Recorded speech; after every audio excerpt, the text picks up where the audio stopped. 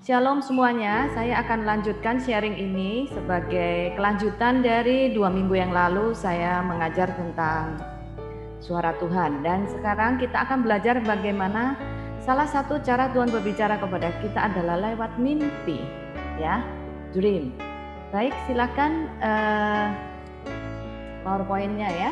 Oke. Bapak Ibu sekalian, setiap kita pernah bermimpi, benar nggak ya? Pasti ketika saudara tidur, saudara pernah bermimpi, ya. Tapi memang ada 2 macam mimpi, Bapak Ibu, ya. Mimpi yang pertama, slide pertama silakan. Mimpi yang pertama adalah mimpi secara umum. Kalau orang tidur itu memang kadang bisa mimpi, ya. Bedanya apa, saudara? Mimpi umum itu adalah serangkaian gambar atau emosi yang muncul di dalam pikiran selama kita tidur, ya. Jadi itu kalau bangun biasanya lupa, ya. Jadi itu memang nggak ada artinya, ya. Itu mimpi orang bilang guna tidur, ya. Tapi ada mimpi satu lagi yang disebut mimpi secara spiritual, yaitu mimpi yang dari Tuhan. Artinya di dalam mimpi itu ada pesannya. Itu diilhami dan diinspirasi oleh Roh Kudus, ada pesan-pesannya, ya. Tuhan mau menyampaikan lewat gambar di mana kita sedang tidur. Nah, ada juga mimpi itu kalau dari Tuhan, ya, itu membutuhkan penafsiran, ya. Dan biasanya kita tahu bahwa itu mimpi dari Tuhan adalah bedanya adalah bisa diingat dan bisa diceritakan secara detail, ya. Teman saya salah satunya di dalam tim ada seorang yang cara Tuhan berbicara kepada dia adalah lewat mimpi. Jadi saya sebut dia adalah dreamer, ya. Ada orang-orang yang secara khusus, nggak banyak ya, orang-orang yang secara khusus Tuhan cara bicaranya adalah lewat mimpi. Dan itu, ya, kalau dia share dengan saya mimpi yang dari 20 tahun yang lalu itu dia bisa ceritakan secara detail, saudara, pesan-pesan Tuhannya. Dan dia catat, jadi dia masih ingat lengkap, dia masukkan di dalam jurnal dia, ya. Tanggalnya, jamnya, pesan Tuhannya seperti apa itu lengkap, ya. Dan dia masih ingat dan dia bisa ceritakan, ya.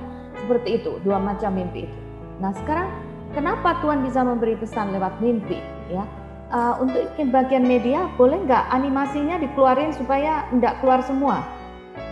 Bagian media, apakah bisa animasinya dikeluarin satu persatu, ya, jangan dikeluarkan semua? Kalau di YouTube nggak bisa, Bu, otomatis langsung keluar. Otomatis, ya, padahal ada animasinya itu. Oke, baik. Nah, kenapa Tuhan memberikan pesan lewat mimpi? Yang pertama adalah salah satu cara Tuhan berbicara kepada manusia, ya. Terus kok tidur sih? Kenapa waktu kita tidur baru dia bicara, ya? Karena kebanyakan kita ini sibuk bekerja di kantor atau ada pekerjaan, ya, di zaman modern ini, ya. Nah, atau juga karena Tuhan ingin menarik perhatian kita. Kalau lagi tidur udah nggak bisa kemana-mana kan, jadi bisa konsen dengan pesan Tuhan itu. Apalagi saat kita terlelap tidur, itu pikiran analisa kita istirahat, saudara. Makanya Tuhan banyak kasih pesan-pesan Tuhan yang sangat spesifik itu pada saat kita tidur, ya. Nah, kalau kita nggak tidur, itu kita lagi berdoa, kita bisa dapat gambar-gambar atau penglihatan di mana kita itu sadar. Nah, makanya namanya penglihatan, itu bisa juga, ya. Kalau kita lagi tidur namanya mimpi, ya. Tuhan memakai mimpi dan penglihatan untuk menyampaikan pesannya. Kita lihat di Perjanjian Lama, Bapak Ibu. Di Perjanjian Lama Tuhan katakan demikian di Bilangan 12 ayat 6. Dengarkanlah firman-Ku ini. Jika di antara kamu ada seorang nabi, maka aku Tuhan menyatakan diriku kepadanya dalam apa, saudara? Dalam penglihatan.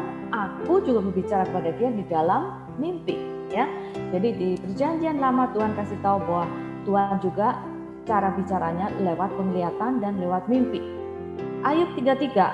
Karena Allah berfirman dengan 1-2 cara, tapi orang tidak memperhatikannya. Dalam mimpi, dalam penglihatan waktu malam, bila orang tidur nyenyak, bila berbaring di tempat tidur, maka ia membuka telinga manusia dan mengejutkan mereka dengan teguran-teguran, ya. Itu maksudnya Tuhan memberikan mimpi. Itu Tuhan jelaskan di Perjanjian Lama. Lah bagaimana dengan Perjanjian Baru, Bapak Ibu, ya? Kisah Rasul 2 itu 17-18 kita semua sudah tahu adalah pengenapan dari Yoel 2:28-29. Aku akan mencurahkan rohku kepada manusia, maka anakmu laki-laki dan perempuan akan bernubuat dan apa?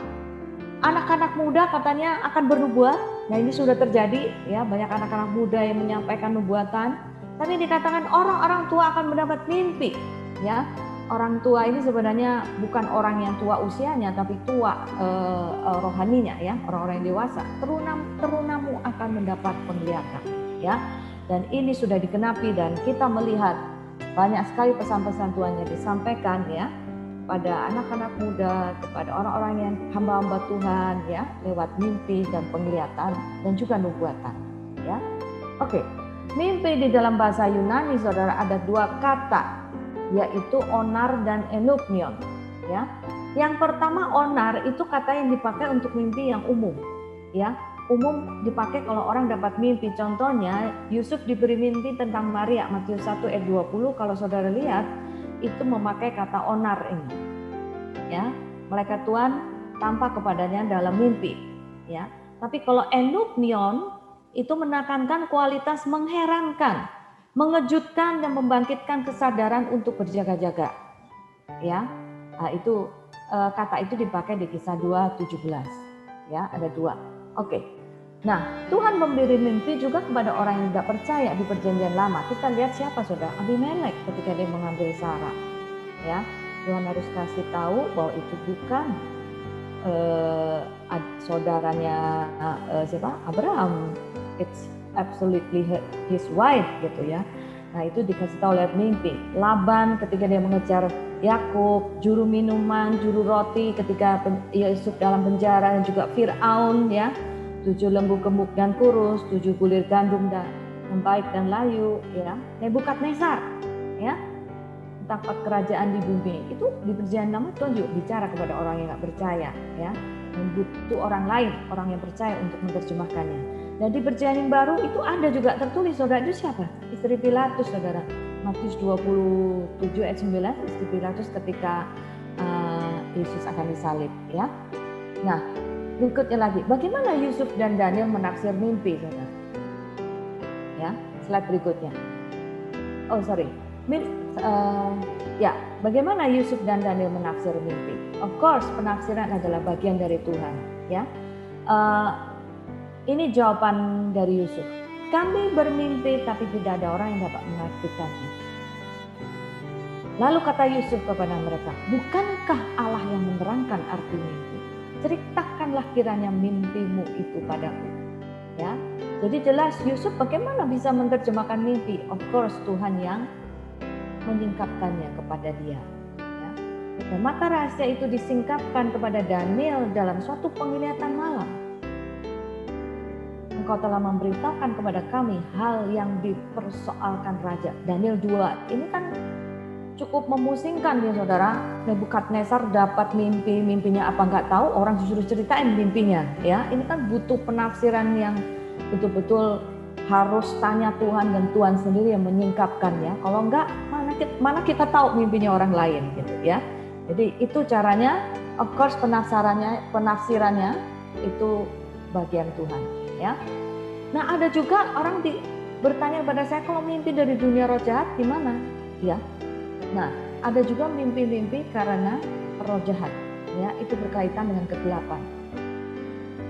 Nah, itu mengakibatkan emosi, gelisah, tidak nyaman ya. Menimbulkan juga ketakutan dan kepanikan, terutama orang-orang yang punya mimpi buruk di masa kecil atau trauma kejadian yang menakutkan. Nah, ini ya, ini perlu dilayani ya. Mimpi yang menyesatkan, membuat kita menjauh dari Tuhan dan timbul pikiran yang mensesatkan, ini perlu dilayani ya. Kalau itu dari kegelapan, memang ciri-ciri orang yang terlibat di dalam kuasa kegelapan atau perdukunan kadang itu bisa diserang oleh mimpi-mimpi yang seperti ini ya. Oke, baik. Nah, sekarang kita lihat 3 jenis mimpi, saudara. Ya. Jenisnya ada 3, yaitu mimpi yang pertama yang mengandung pesan yang sederhana. It's very simple, tidak perlu penafsiran, jelas artinya. Contoh Matius 1 dan 2 tentang Maria dan Herodes. Ya, itu jelas penafsirannya. Ya, Maria disuruh malaikat datang dan kasih tahu, itu jelas pesannya. Ya. Yang kedua, mimpi yang mengandung simbol yang sederhana,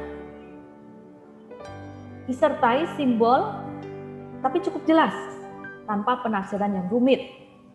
Ya, ada simbolnya. Contohnya Kejadian 37, mimpi masa depan Yusuf.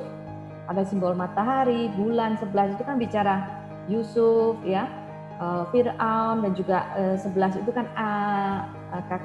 kakak-kakaknya, ya. Jadi bisa tidak perlu penafsiran yang rumit. Tapi ada juga mimpi yang mengandung simbol yang kompleks, perlu keterampilan menafsir dan harus dapat pewahyuan dari Tuhan. Contohnya Kejadian 41, mimpi Fir'aun, ya, atau Daniel 2 dan 4, mimpinya Nebukadnezar. Wah, itu perlu pewahyuan dari Tuhan, ya. Oke, berikutnya setelah jenis kita lihat kategori, ya.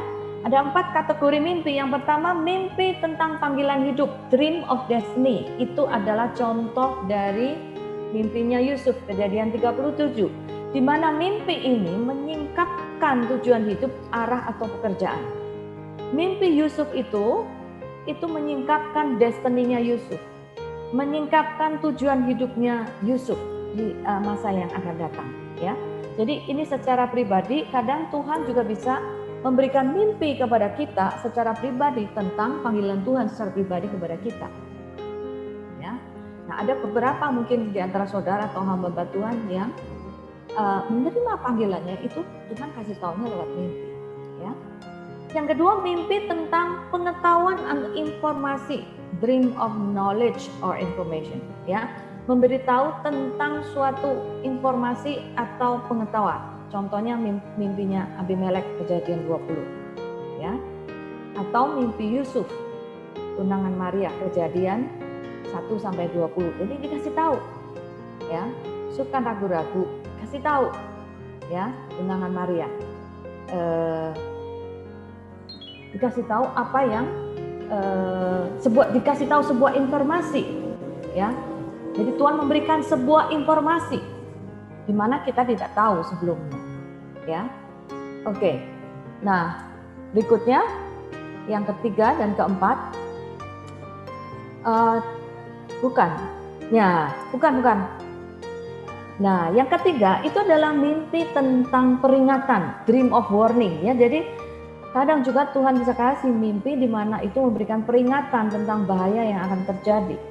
Contohnya mimpi Yusuf, ya, bayi Yesus harus dibawa lari ke Mesir, Kejadian 2:13, harus ada peringatan, dikasih tahu, ya, ada bahaya, Tuhan bicara lewat mimpi, ya, supaya tidak terjadi, dilindungi, ada warning, ya. Yang keempat adalah mimpi tentang pewahyuan, pesan khusus, dream of revelation, atau ada special message, mimpinya Yakub, ya, Kejadian 28. Tangga dari surga dan bumi, itu memberitakan tentang sebuah pewahyuan dari Tuhan, ya. Jadi ini 4 kategori mimpi, ya. Nah, berikutnya adalah prinsip Alkitab, bagaimana kita menguji mimpi dari Tuhan. Yang pertama, kalau mimpi dari Tuhan itu tidak bertentangan dengan firman Tuhan, ya. Jelas, seperti basic firman Tuhan, mendengar suara Tuhan yang saya sampaikan 2 minggu yang lalu. Apa yang kita dengar tidak boleh bertentangan dengan firman Tuhan. Yang kedua, tidak bertentangan dengan sifat dasar Tuhan sebagai Bapa yang baik dan penuh kasih, ya. Dan tidak bertentangan dengan sifat dasar Allah sendiri yang penuh kasih. Dan yang ketiga, course, mimpi itu harus memuliakan nama Tuhan dan membawa orang kepadanya, bukan kepada sang dreamer. Sama, ya. Ketika kita menyampaikan suara nubuatan kepada orang lain, itu juga harus membangkitkan, membangun, dan menghibur orang itu, bukan, dan juga memuliakan Tuhan, bukan membawa orang kepada sang orang yang memberikan nubuatan. Nah, ini hati-hati, ya. Jangan draw people. We need to draw people to God, bukan draw people to the prophet, atau orang yang menyampaikan nubuatan, atau orang yang menyampaikan mimpi. Jadi ini jelas, ya, prinsipnya seperti itu. Nah, yang terakhir, membangun iman dan saudara lebih dekat kepada Tuhan. Nah, itu cara ngeceknya ya, saudara ya. Oke. Kemudian next. Nah, 5 dasar penafsiran mimpi. Gimana kita tahu dasar-dasar ya kita menafsirkan mimpi? Karena saudara dapat mimpi nggak ngerti. Mungkin ada beberapa di antara saudara hari ini ada 60 orang. Mungkin iya Kak, saya pernah dapat mimpi tapi saya nggak ngerti apa ya maksud mimpi itu ya. Analisanya seperti ini saudara. Yang pertama, apakah Anda sedang mengamati di dalam mimpi itu? Anda sebagai seorang observer. Artinya mimpi itu tentang orang lain, bukan tentang Anda. Jadi di mimpi itu Anda sedang mengamati satu kejadian. Anda menjadi pengamat. Jadi gunanya apa Tuhan kasih mimpi itu kepada saudara?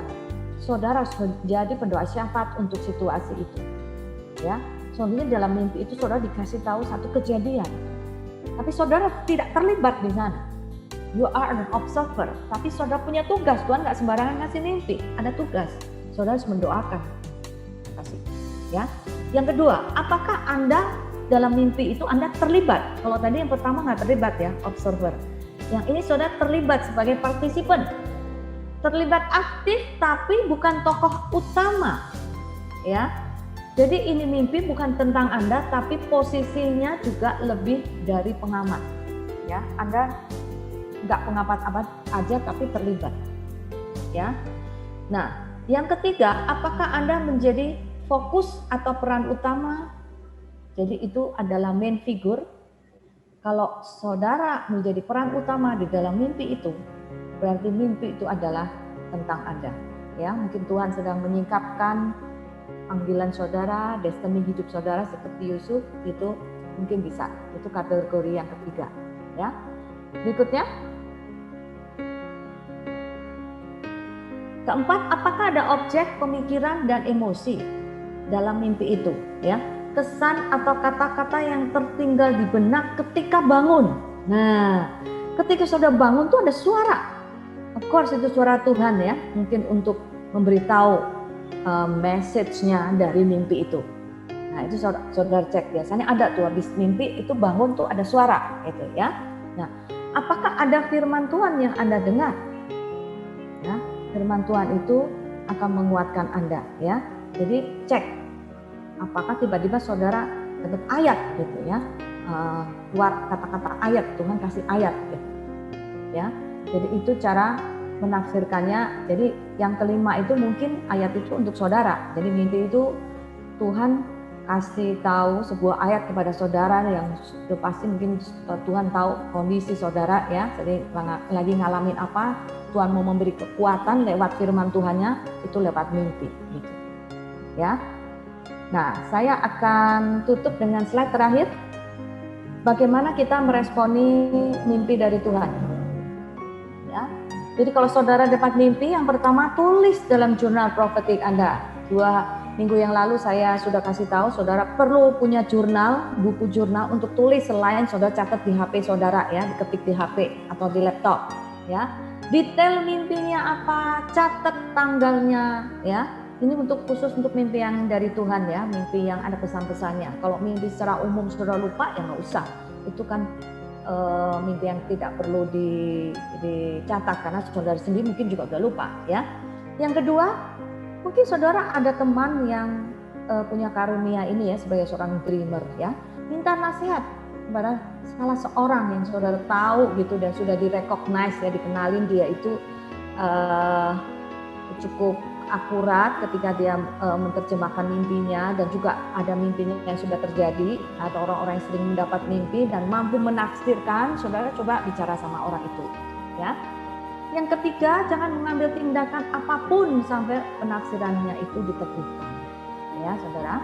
Dan yang keempat, sudah pasti sampaikan mimpi saudara itu, kalau saudara lihat ini secara spesifik ada pesannya, sampaikan kepada gembala atau pemimpin saudara atau kepada wadah yang tepat. Ya, artinya wadah yang tepat ini bisa teman-teman saudara punya teman pemimpin doa di menara doa, mungkin saudara bisa kasih tahu ke Bu Eli ya. Ya, tapi yang paling tepat saudara kasih tahu ke gembala saudara, pemimpin saudara. Ya.